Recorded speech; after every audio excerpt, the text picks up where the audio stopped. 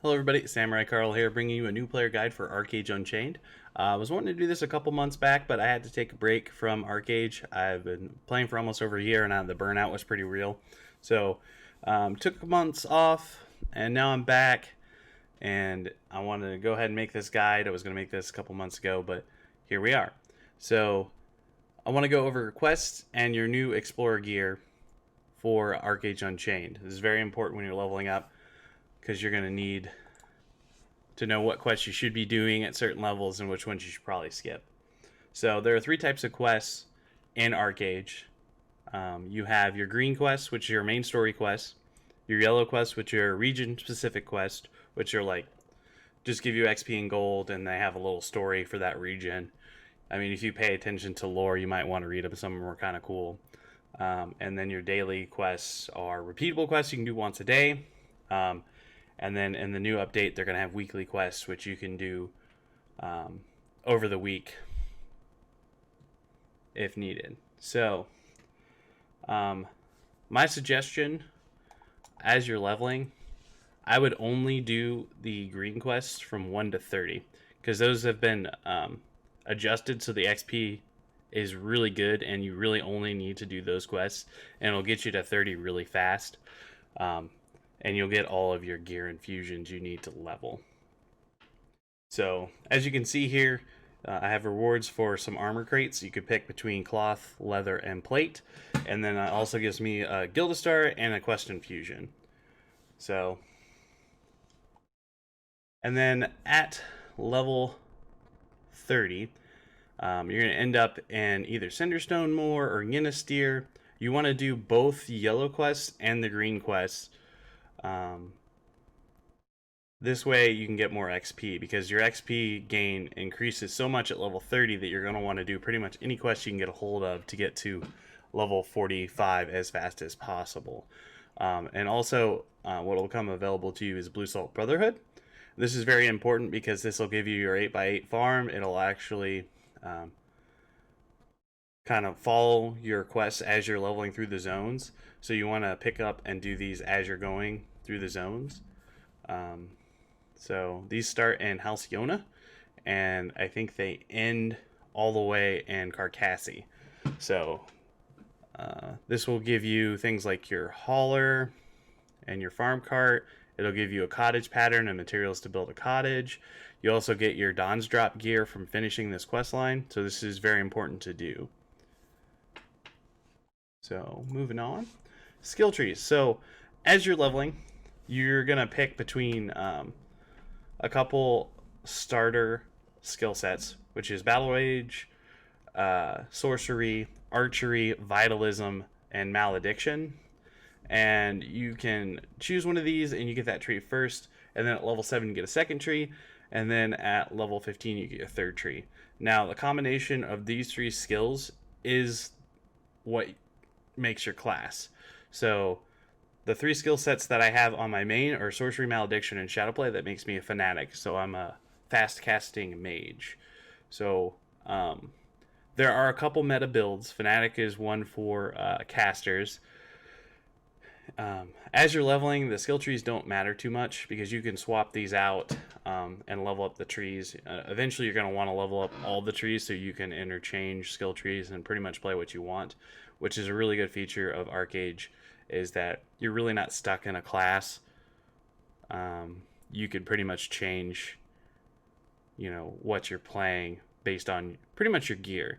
So, I mean, if you are in magic gear or, mage gear, you're going to be stuck to playing the magic classes, but there are a ton of variations of different magic tanks, DPSers, CC, control, that type of thing. So there's I can't remember how many classes there are in ArcheAge. There are a ton.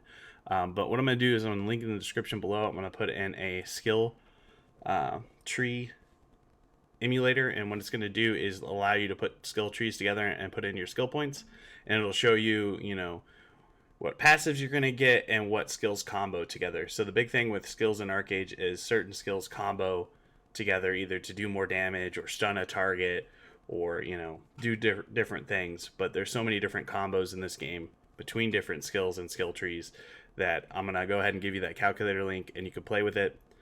as you go, because I can make a whole other video on the skill trees and skill sets in ArcheAge.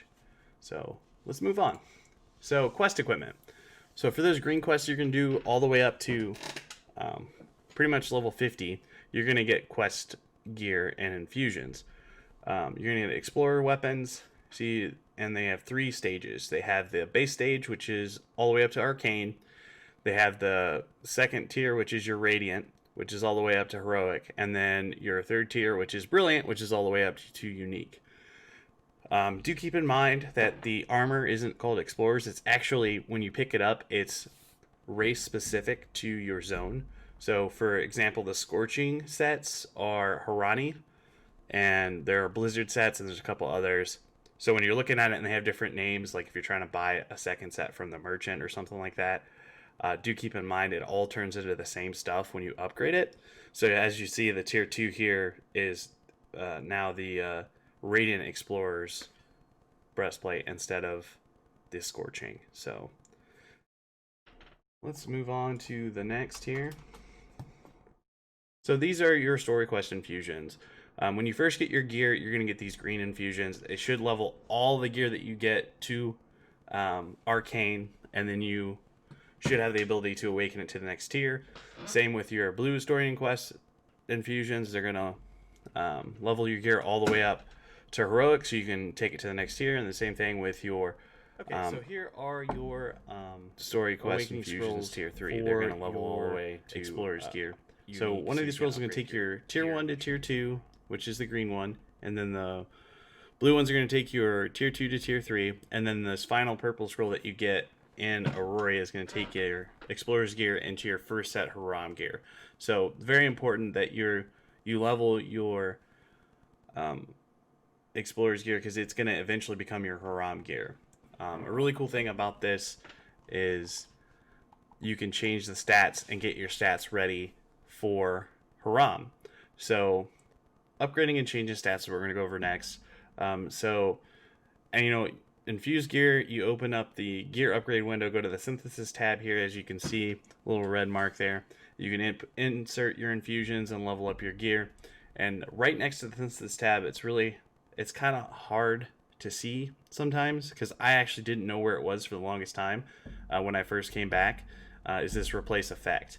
So you'll click the replace effect tab and then drag the gear that you're wanting to change a stat on to that tab, and then you can select the stats here below and see how I have stamina and receive damage. So if I wanted to change that stamina to a different base stat, I could hit the replace and it will randomly give me a new stat. So as you're gearing up your gear, so when you take it from green to blue to arcane, you get a change attempt every time you grade it up. So as you're grading everything up to unique, as you progress your explorer's gear, you're going to want to re-roll your stats to get them to what you're working towards for your class. So if you're an archer, agility, and then like intellect for mages, spirit for healers, and stamina for tanks. So very important that you use these effects. And if it says like, hey, you have extra effects and your gear isn't perfect already, you're going to want to go ahead and try to re-roll a stat before you waste points, because you want to use these to the best effect until you get your stats the way you want them. Before you awaken to Hiram, you can get 2 stats that you need, and then when you awaken it, you get a third stat. So that third stat's going to be random, and then as you level up your Hiram, like your explorer's gear, you're going to get more and more change attempts. But my suggestion is to try to get these pieces as perfect as possible, so get the 2 stats that you want before you awaken it. That way you're only having to change 1 stat on your Hiram pieces as you're tearing up your Hiram gear. So rolling stats before awakening to Hiram. This is a tip that I would suggest that you do. So we have an Adventurer's Evenstone here at the blacksmith.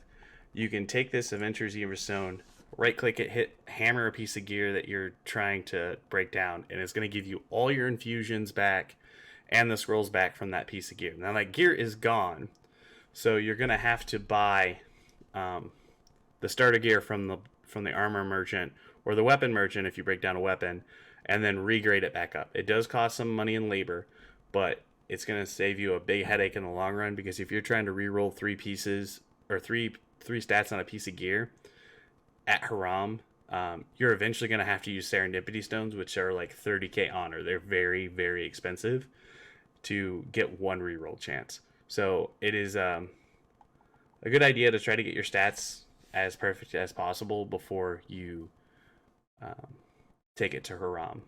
So buying quests, infusions, and scrolls. So let's say you screw up, you delete a scroll or an infusion. You can rebuy them from the general merchant for a very, very minimal cost. So they're very inexpensive, couple silver. So don't threat if you accidentally infuse something wrong or you delete a scroll. You can always buy them back. The only ones that you cannot buy back are your Hiram Awakening scrolls that you get and Diamond Shores. Those 11 scrolls are the only 11 you're going to get on that character. So be very sparing with those. Don't delete them. Make sure you don't accidentally awaken something you didn't mean to. So, as I said before, you can buy here all of the sets of armor you can buy from the weapon merchants and armor merchants. You can get your one-handed and two-handed weapon crates, and then each set of armor from every race if you want. As you can see, there's different names, but each crate gives you a full set of 7 for your armor. And then Awakening to Hiram, you just get your stats right, get it to unique, use your scroll, and it'll come out as Arcane Hiram gear. So you should be good to go. You can do this at level 50. So be very wary of awakening your gear, as sometimes people pull ahead and you're too low level to wear the gear. So for the first gear, it has no level requirement. For tier 2 explorer's gear, it's level 30, and then for tier 3 for the unique gear, it's level 40. So if you're not level 40 yet, don't bring all your gear up to tier 3 unique. And if you're not level 50, don't awaken it to Hiram, because you're not going to be able to wear it. Okay, here's some tips and tricks for new players. Never let your labor sit at cap, because if it does, you're just kind of wasting experience and gold. Make sure that you're burning that down, either making tax certs or processing or crafting. Just make sure you're using it. Open coin purses, especially if you're leveling, you're going to get a lot of those. Leveling groups in PvP zones. It makes it easier if you get into PvP to kind of fight back. Plus, if you're in a group, most solo players are not going to try to gank you. Make or join a family for XP boost. This is really useful. You get a good XP boost from being in a family. And you also get your vocation dailies, which you can buy things you're going to need to plant and craft. Joining guild for the same thing, XP boost and prestige. Gilda dailies, make sure you're doing those every day. You want to make sure you're building Gilda to buy your first house patterns, especially in a fresh start server.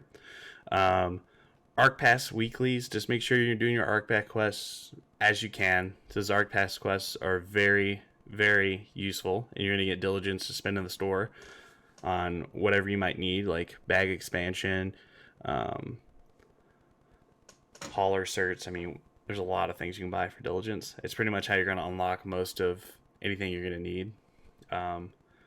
Multiple mounts. I would suggest having more than one mount, just because if you are PvPing, people like to kill your mounts, and you're not going to be able to get away if you need to if all your mounts are dead. So just make sure you have multiple mounts.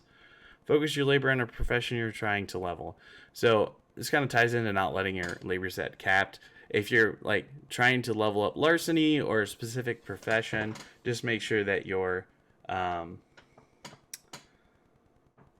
putting all the labor into that, because it's 1 for 1. So if you spend 5,000 labor, you're gonna get 5,000 profession points into that particular profession. So another tip is gym your gear early. So you can either gym it at tier 1, which is not expensive, or if you're really gonna go super cheap and you can afford to sit in your explorer's unique gear and not awaken it, you can put the gems in at unique, and it costs almost nothing to gem it as explorer gear. For example, so I have a tier 3 piece I had to put the last gem in a couple days ago. It cost me 700 gold to put my gem in my weapon. But luckily, I put all my gems in at tier 1 Hiram, so my initial 6 gems I put in were a lot cheaper. I do have a gemming guide. I will put that right below here, and if you need to look at that, go ahead. It should explain the cost for gemming and all that for you. So thanks for hanging out. I appreciate watching this video. Hopefully this helped you out. If you have any questions, feel free to ask them in the comments or jump in my stream. I do stream pretty much every day of the week since I am on furlough.